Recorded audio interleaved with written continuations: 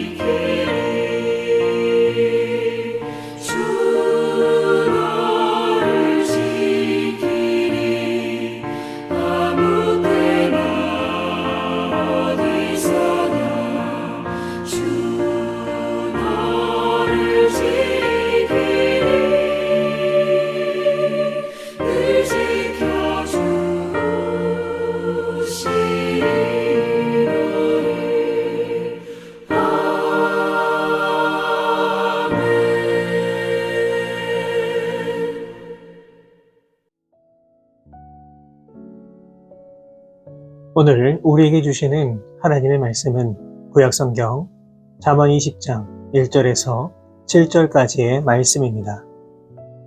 잠언 20장 1절에서 7절까지의 말씀을 제가 받들어 봉독하겠습니다. 포도주는 거만하게 하는 것이요 독주는 떠들게 하는 것이라. 이에 미혹되는 자마다 지혜가 없느니라.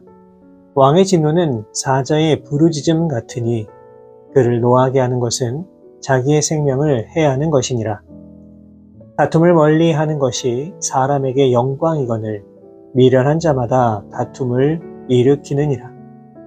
게으른 자는 가을에 밭 갈지 아니하나니 그러므로 거둘 때에는 구걸할지라도 얻지 못하리라.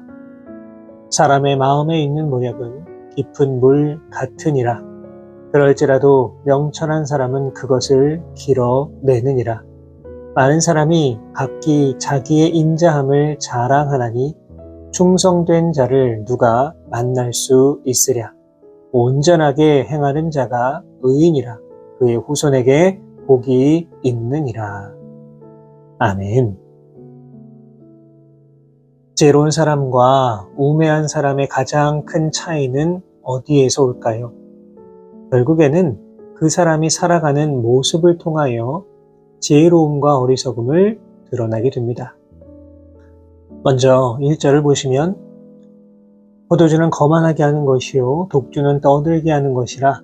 이에 미혹되는 자마다 지혜가 없느니라 말씀하고 있습니다.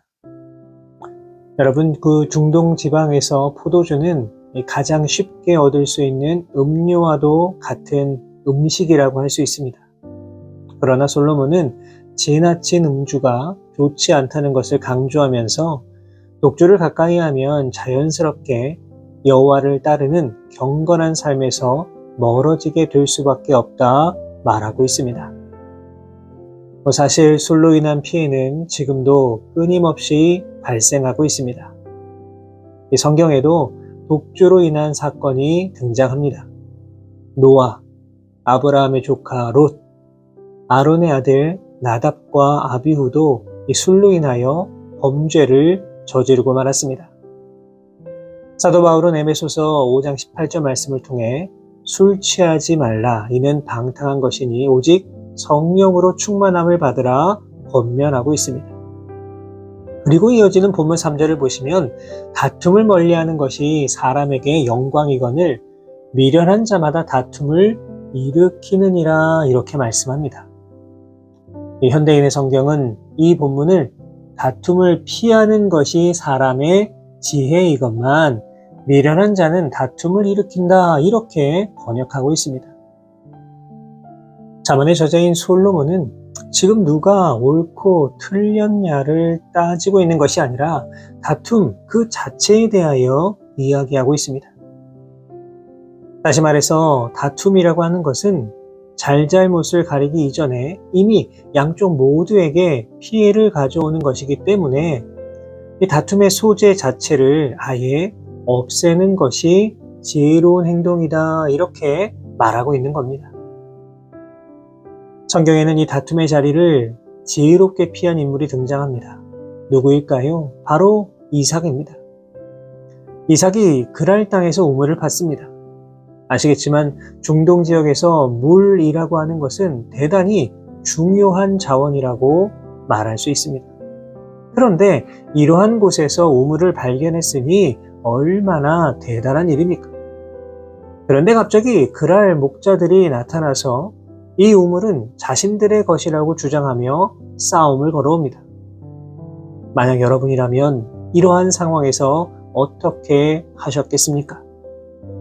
물을 얻기 힘든 곳이기에 목숨을 걸고 싸워서 우물을 빼앗기지 않는 것이 가장 현명한 일이다 이렇게 생각하지 않으시겠습니까?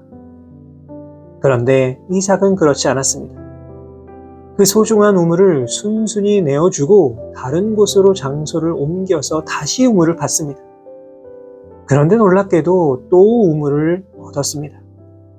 한번 생각해 보십시오. 지금처럼 기술이 발달해서 첨단 장비를 이용해 수맥을 한 번에 찾아내서 땅을 파 물을 얻을 수 있는 상황이 아닙니다. 분명 물을 얻기 위하여 이곳저곳을 파고 또 팠을 겁니다. 그것도 수십 미터는 파야 됐을 것입니다. 그런 노력을 한 끝에 이삭은 소중한 물을 얻게 되었습니다. 그런데 이번엔 아비멜렉의 목자들이 나타나 이 우물이 자기 것이라고 주장합니다. 이쯤 되면 화를 낼만 하지 않겠습니까? 이삭이 데리고 있던 목자들도 있었을 테니 이들과 맞서 싸우도록 하여도 괜찮지 않았겠습니까? 그런데 이번에도 이삭은 다툼의 자리를 피합니다. 그리고 다시 장막을 옮겼습니다. 그리고 더 멀리 부엘세바까지 옮겨서 또다시 우물을 팠습니다. 여러분이 얼마나 불편한 일입니까? 자신이 판 우물을 2번이나 버리고 또 다른 곳으로 가서 우물을 팜으로 인하여 얼마나 많은 불편과 손해와 희생을 감수해야 했습니까?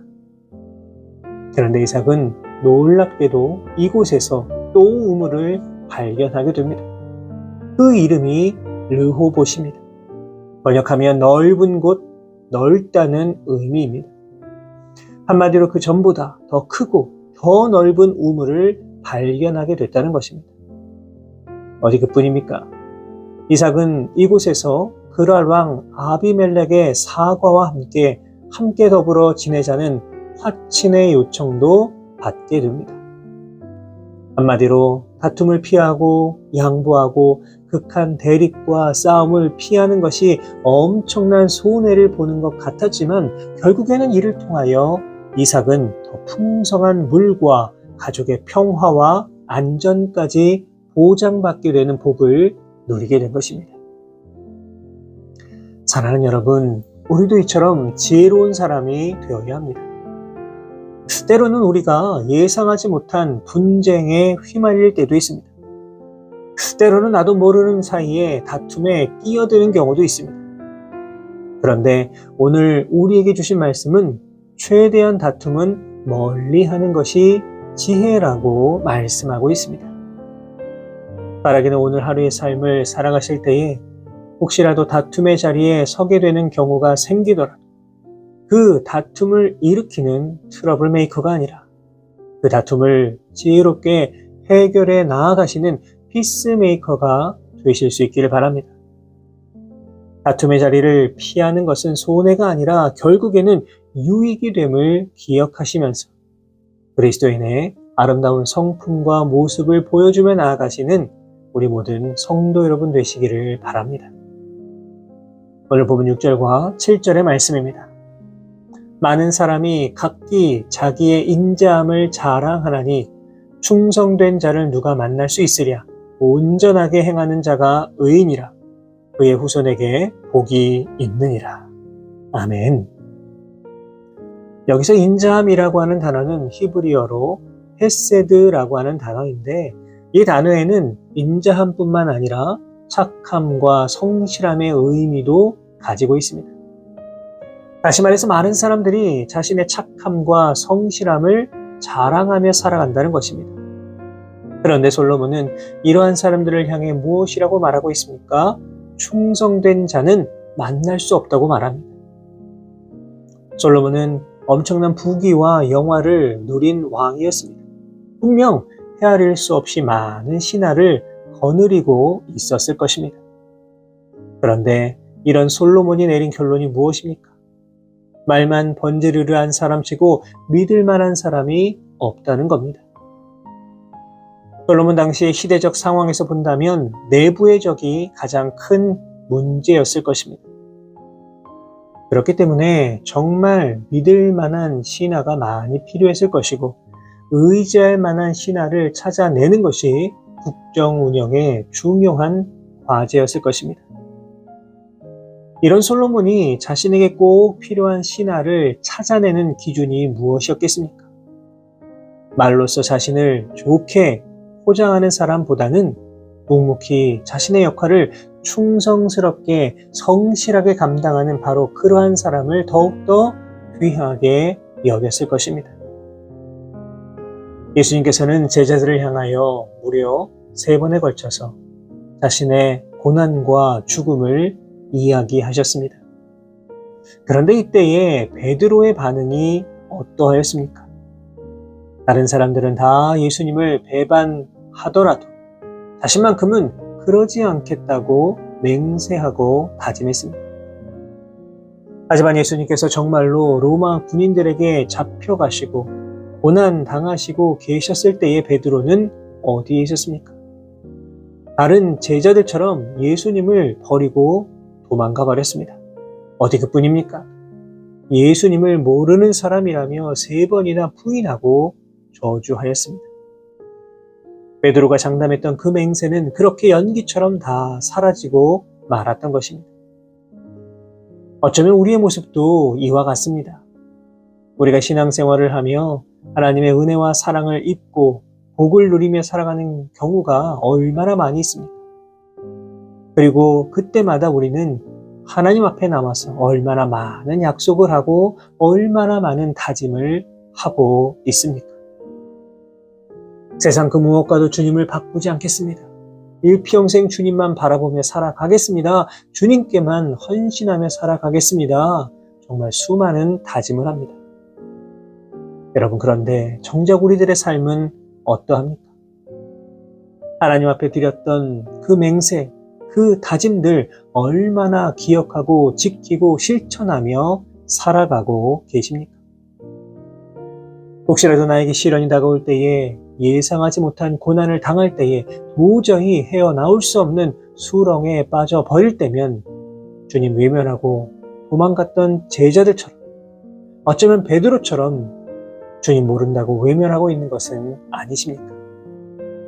바라기는 말로만 하나님을 사랑하는 인생 되지 아니할 수 있기를 주님의 이름으로 부탁을 드립니다. 말만 무성한 자가 되어서는 안 됩니다.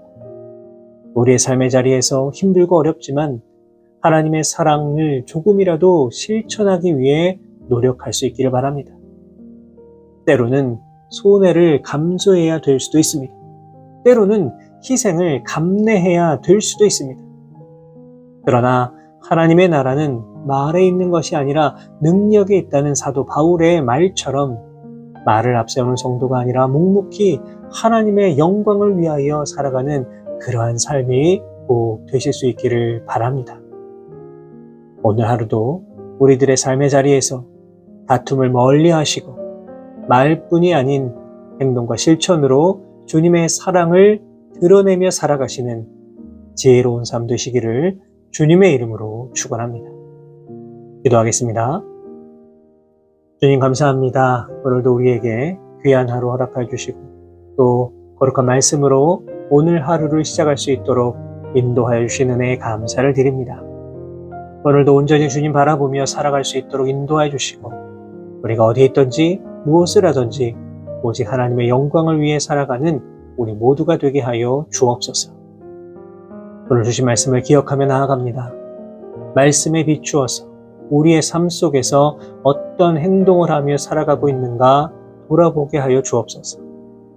우리의 행동이 지혜롭지 못하고 어리석고 우매한 것은 아닌지 날마다 우리의 삶을 점검하게 하여 주시고 우리의 가정과 일터와 삶의 자리에서 트러블 메이커가 아닌 피스메이커로 살아가게 하여 주옵소서.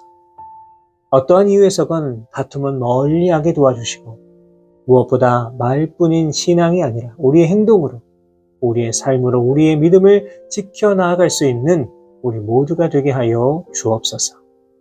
오늘 하루도 우리 모두와 온전히 동행하여 주실 것을 믿사오며 거룩하신 예수 그리스도의 이름으로 기도하옵나이다. 아멘.